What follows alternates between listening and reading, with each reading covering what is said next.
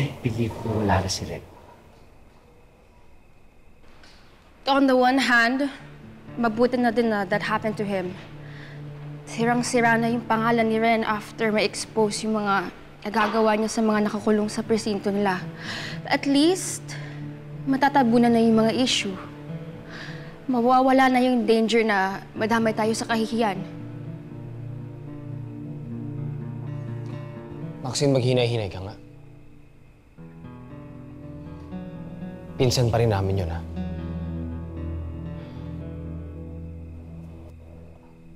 Malamang, pare-parehos tayo naiisip that Amira has something to do with Ren's death. Nandun ako nung nilapa ng aso si Ren. Nakita ko rin ang reaction ni Amira. Wala siyang kinalaman doon. Magaling lang umarte yung kapatid mo.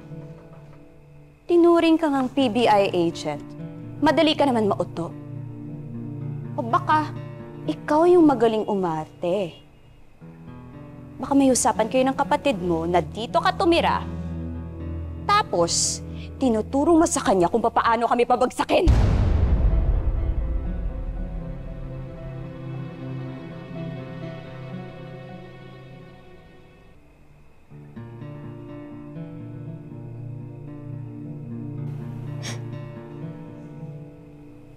Kung makakami ka, baka nakakalimutan mo, tera rin ako. Tsaka hindi ko naman pinagpipilitan ang sarili ko dito eh. Yang si Dad, ang gustong tumira ako dito. So ano? Solo ko na naman bang ipagtatanggol ang sarili ko? Wala rin naman palang pinagkaiba to sa lagay ko eh. Kailangan ko pa rin patunayan ang sarili ko para tratuhin akong patas sa ibang anak. Gusto mo ng patas? Bata pa lang kami, pinapatunayan na namin that we're worthy of the name Tera. Pwede mo na rin yun simulan ngayon.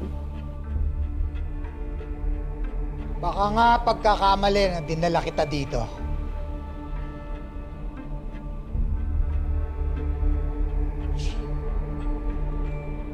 Lumaki ka sa ibang pamilya. Paano kami makasisiguro na kapag nagkaroon ng problema, mas magiging matimbang kami sa iyo ng mga kadugo mo?